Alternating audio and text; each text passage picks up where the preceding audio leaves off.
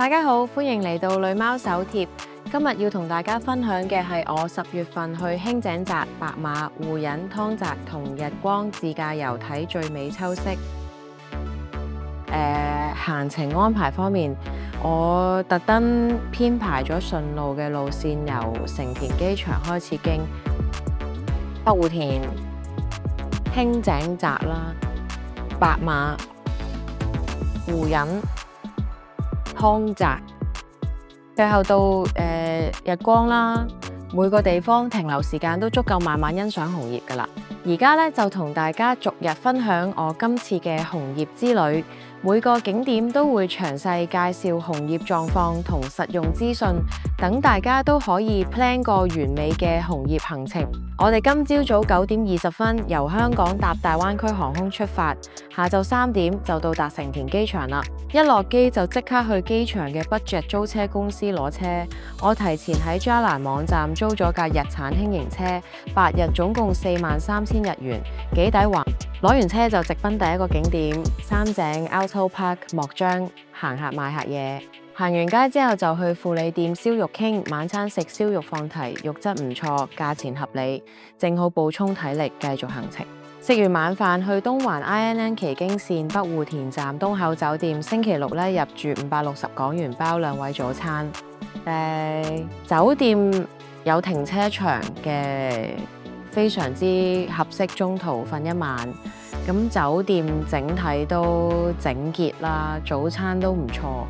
為咗方便聽日可以早啲到輕井澤，我哋安排夜晚揸1小時車去酒店，可盡用夜晚時間。晚上揸車比較少車，都好輕鬆到達。今日正式開始我哋嘅追紅葉之旅啦！第一站就去咗輕井澤超出名嘅雲長池。話說我朝早10點幾就到咗，果然晨早流流，真係少人好多，可以慢慢影相。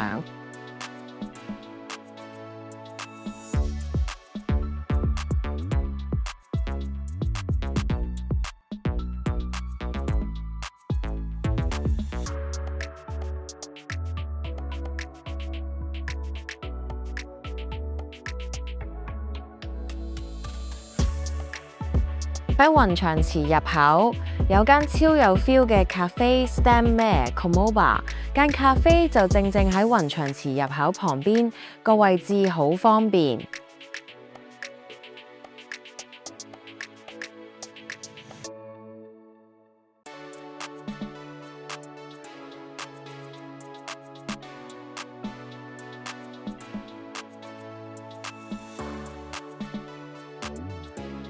不過要提大家，雖然咖啡門口有幾個泊車位，但係真係得好少位。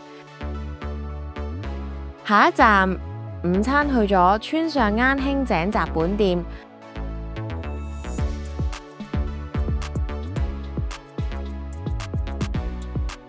食完午餐，附近都有啲商店可以睇下。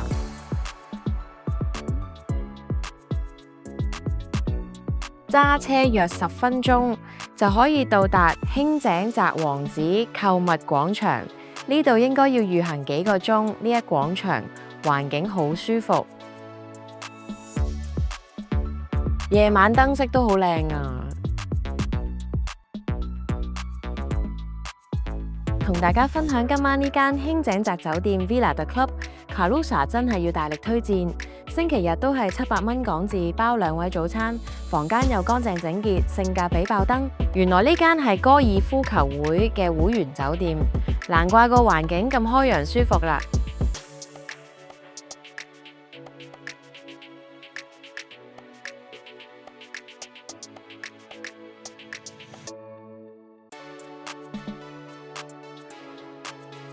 講返間酒店呢，咁雖然呢位置有啲偏僻啦，但係就係因為咁呢，就先會有驚喜咯。我喺酒店出邊呢，竟然見到野生狐狸啊！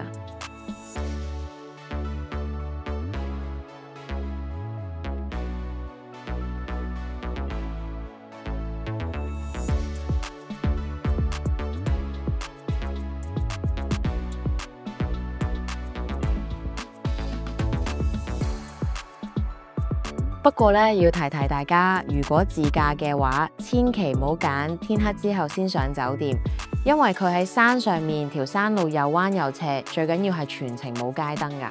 建議大家最好趁天仲光嘅時候上酒店，咁就安全好多，仲可以順便欣賞下沿途嘅風景添。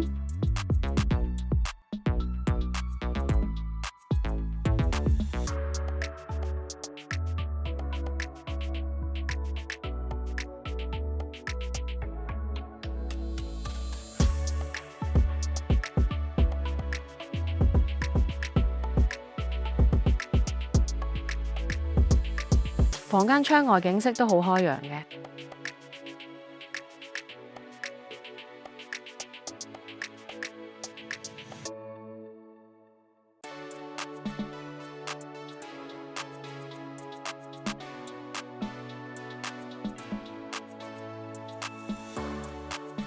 講到呢間酒店嘅早餐呢，真係要大力推介。估唔到包嘅早餐竟然咁豐富，環境仲要一流添啊！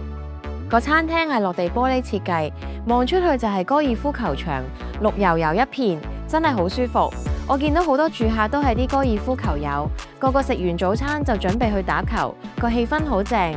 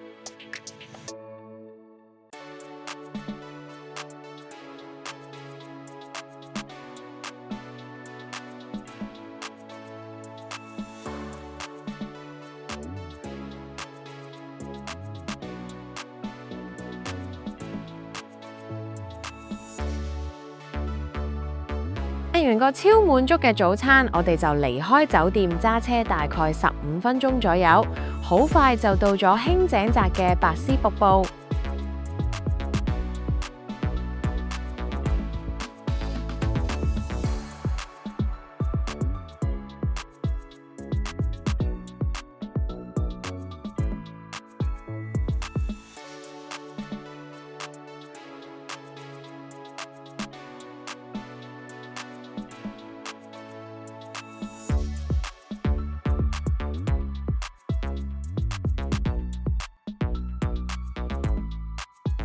瀑布唔算好大個，但係勝在夠特別，水聲潺潺咁，令人覺得好舒服、好放鬆。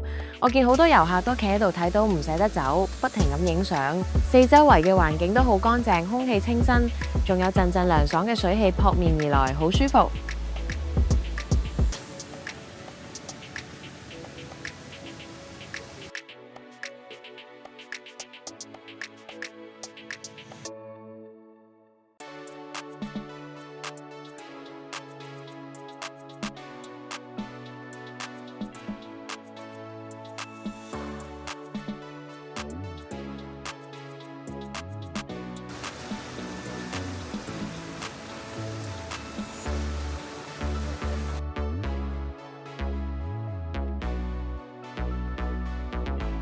下一站就係去輕井澤高原教會打下卡。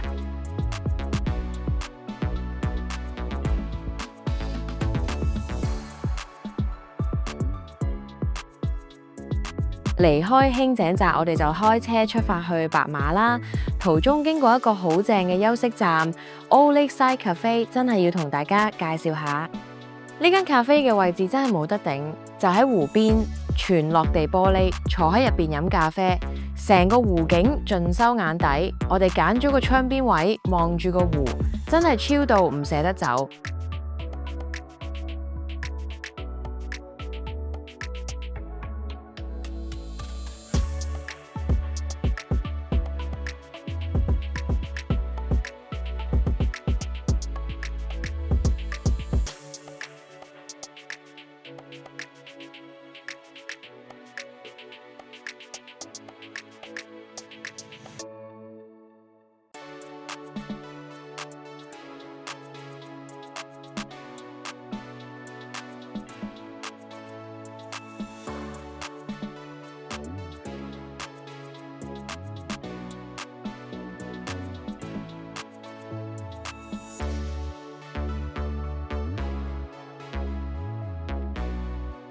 到咗白馬第一站，衝咗去 Snow Peak Land Station。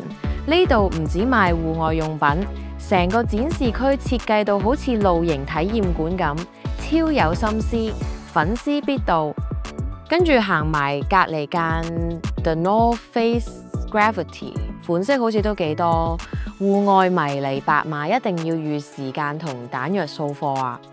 講到白馬嘅住宿，今次我揀咗呢一間 Square Bar Haku Bar， 位置都幾方便，揸車去附近嘅景點同餐廳都係10分鐘內就到啦。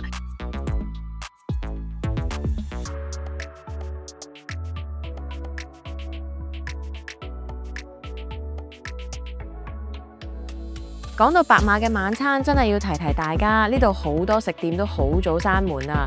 我見8點幾已經有唔少鋪頭準備打烊，所以真係要預早準備同埋提早食飯啊！好彩咧，我哋早有準備，去咗一間好有特色嘅串燒店，間店嘅裝修好有懷舊風情，用咗好多木同埋舊式海報做裝飾，一入去咧就覺得好有氣氛。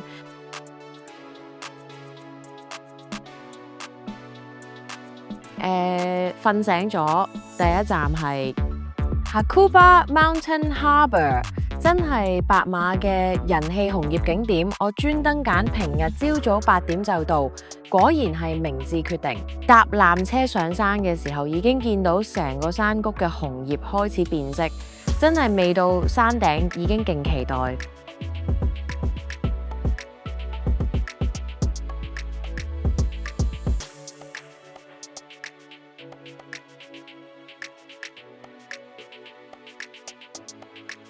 上到山頂平台，哇，個景觀開揚到不得了，360度環繞景色，可以睇到白馬三山同埋滿山遍野嘅紅葉。最正係佢哋有個面向山谷嘅千秋，坐上去慢慢蕩。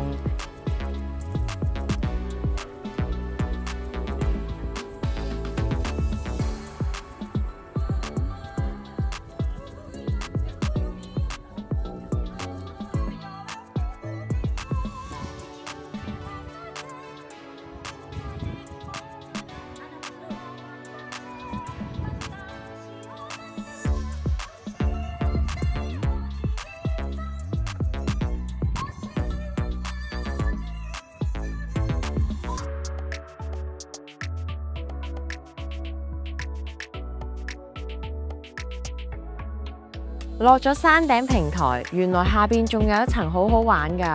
呢度有另一個吊車站，真係必坐。吊車係半開放式設計，坐上去嗰陣，啲紅葉真係近到幾乎掂到手㗎。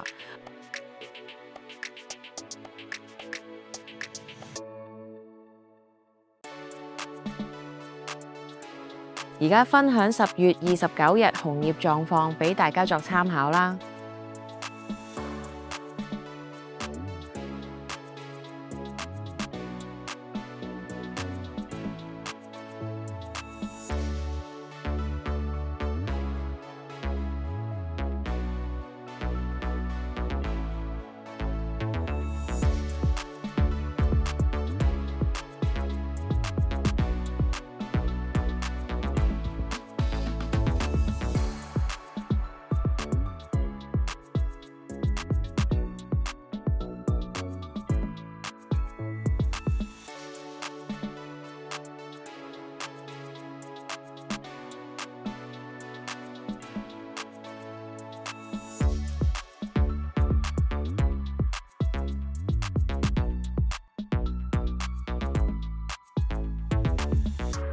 落到去之後，發現原來呢度仲有另一個千秋，同山頂嗰個唔同啊！咁呢層相對冇山頂咁多人呢，可以慢慢享受紅葉美景。如果大家嚟到，真係唔好錯過呢個景點，絕對值回票價。建議大家一定要着夠衫，山頂風比較大，可以帶定手套同頸巾，同埋記得住上官方網站 check 清楚纜車營業時間，因為會根據季節調整。如果想避開人潮，最好就係平日朝早去啦。我哋出發去湖隱之前，專登去咗呢間 Southside Cafe 食午餐，真係要同大家講，呢間 cafe 絕對係白馬嘅隱藏寶藏。食飽飽之後，我哋就由白馬開車出發去湖隱啦。沿途嘅風景咧真係靚到不得了。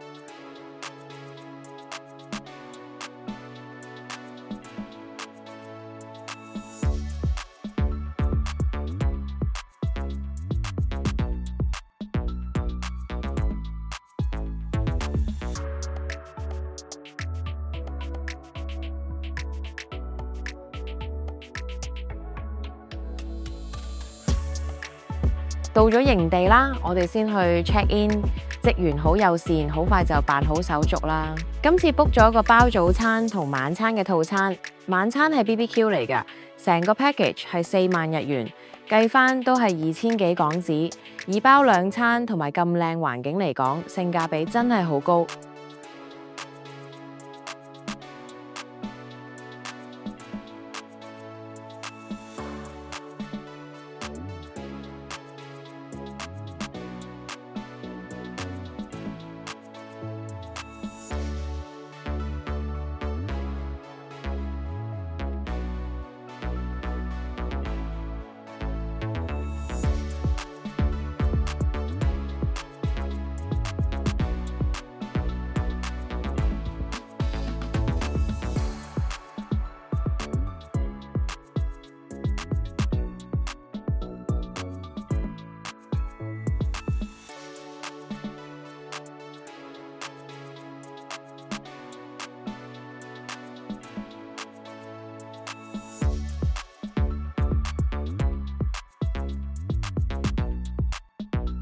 房間裏邊現有洗手間，可沖涼，好方便同好整潔。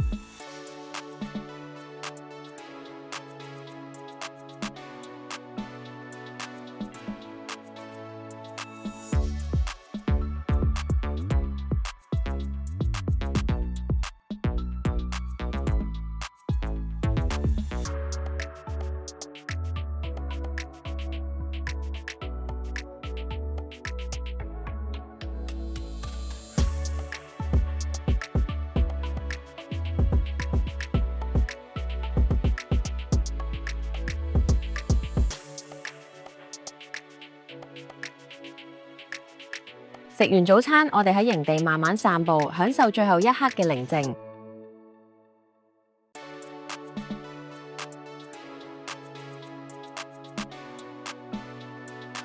準備出發去今日第一個景點鏡池啦。不過咧，要提提大家，我哋當日咧遇到個小狀況，就係原本嘅路線臨時改咗，可能係因為季節性調整，所以大家出發前真係要了解清楚啊。好彩我哋早咗出門，有多啲時間應變。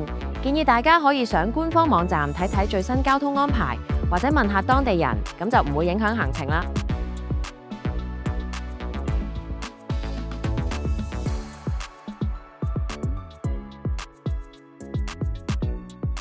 好啦，我哋終於到達鏡池啦，果然係熱門景點，個入口好容易揾，而且最開心係門口就有個免費停車場，真係超方便。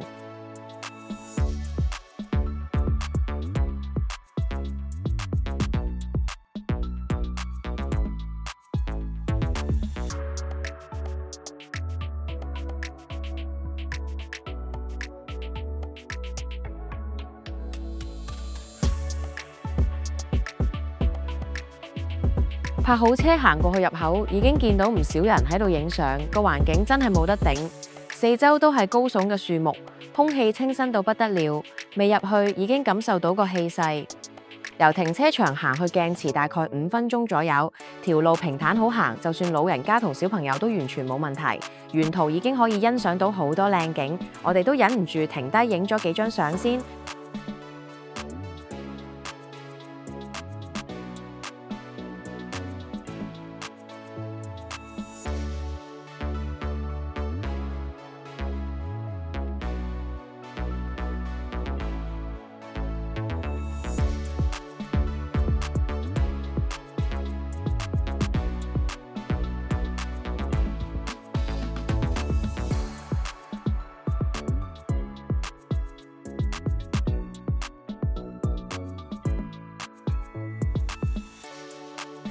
睇完鏡池嘅靚景之後呢，我哋會向湯澤出發，會途經清津峽，兩個景點距離揸車大概2個鐘左右。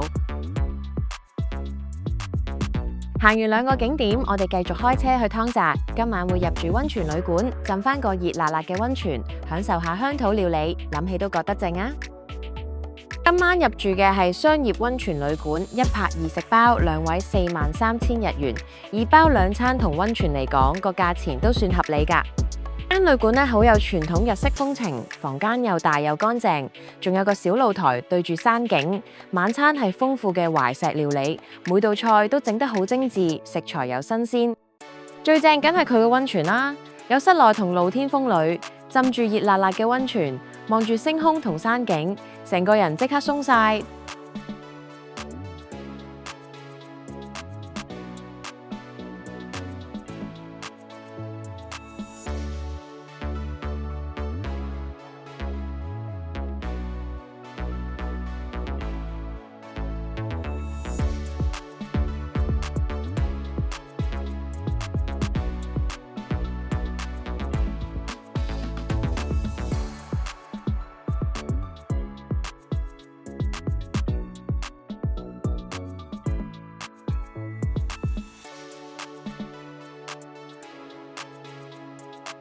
晚餐係喺獨立房間享用懷石料理，私隱度十足，可以慢慢食，唔使怕尷尬。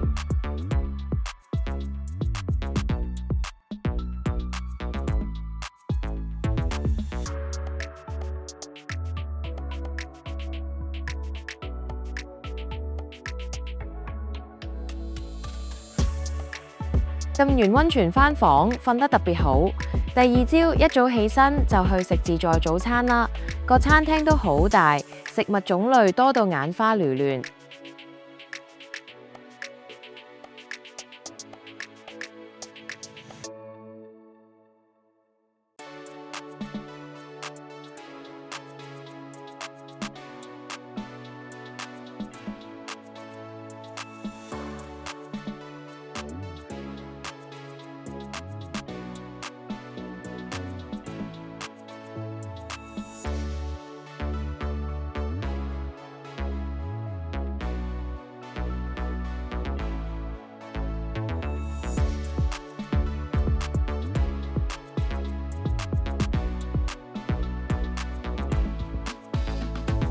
離開酒店之後呢，我哋揸車去附近越後湯澤車站買手信。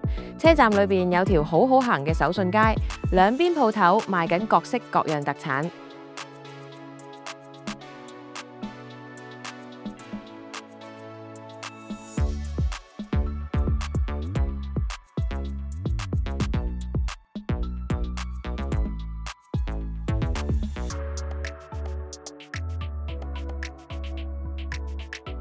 下一站我哋去咗湯澤高原滑雪場睇紅葉，坐纜車上到高原，風景真係好靚。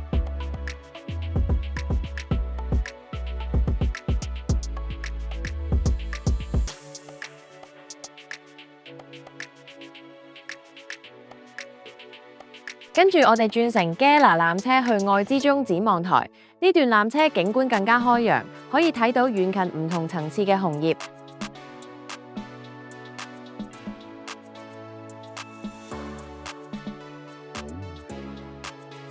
落到展望台，我哋仲試玩咗爬山車，慢慢咁沿住山路上去。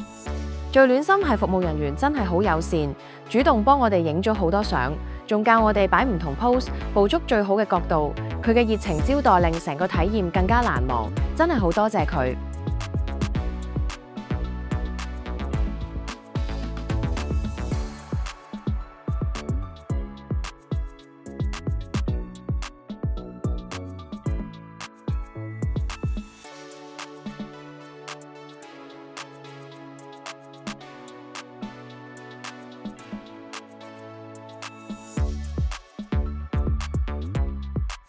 終於到達愛之中展望台啦！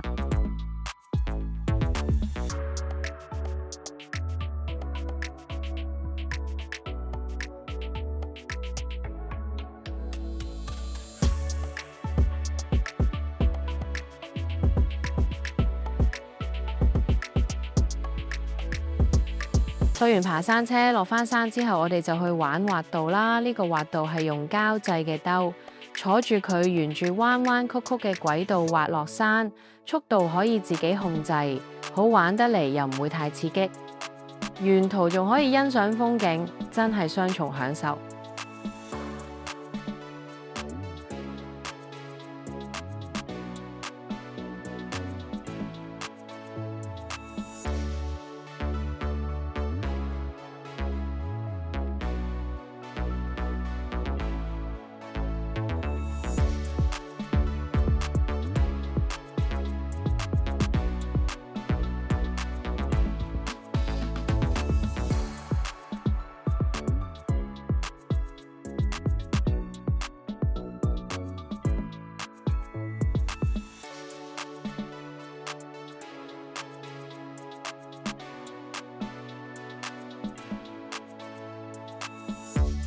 玩完滑道之後，我哋發現呢度真係好多靚景可以影相，四周都係打卡位，隨便一個角落都影到靚相。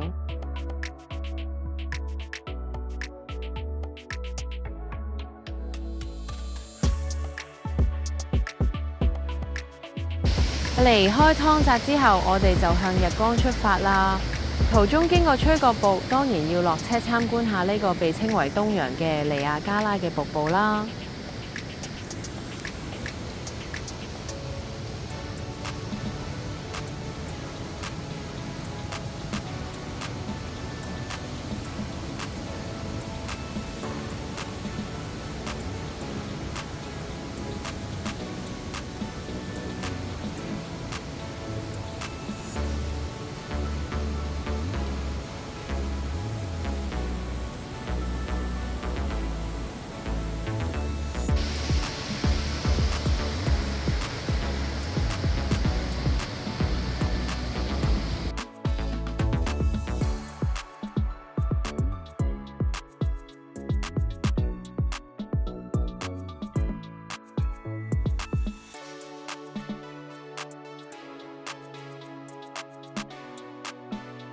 離開吹角瀑之後，我哋正式向日光進發。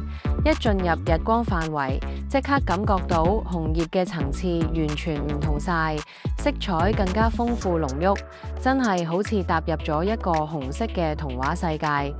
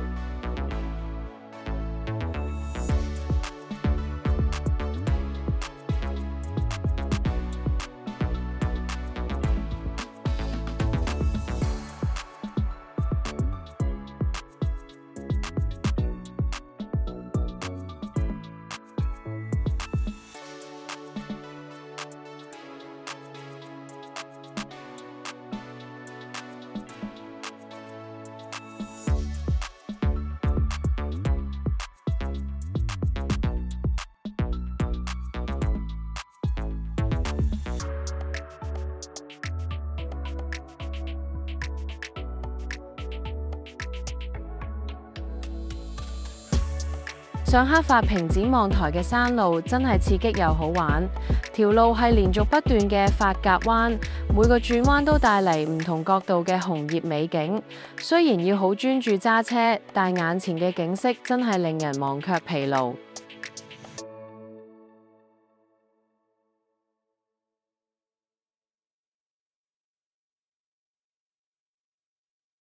到達展望台之後，從高處俯瞰返頭先經過嘅景色，成個中禪寺湖同周圍嘅山巷盡收眼底，紅黃綠交織成一片，真係美不勝收。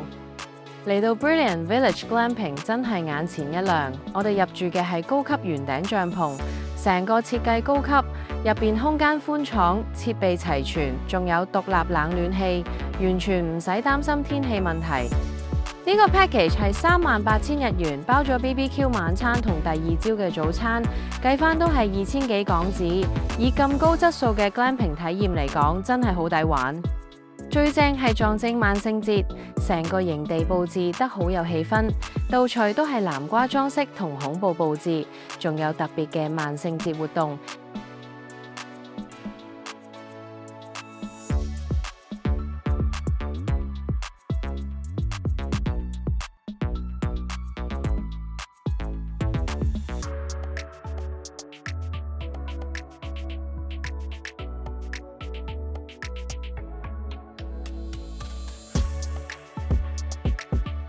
晚餐嘅 BBQ 食材好豐富，有和牛、海鮮、蔬菜等等，全部都好新鮮。員工仲好細心教我哋點燒先最好味，服務態度一流。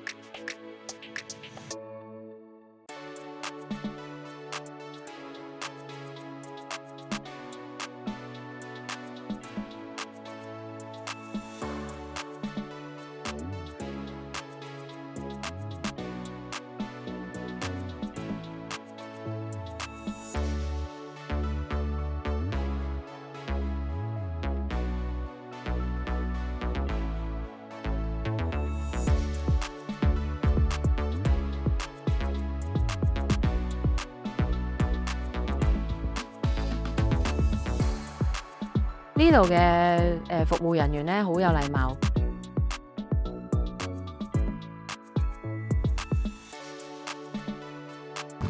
離開營地，開車往日光周邊觀光，附近嘅景色紅葉都好靚，環境都好清靜。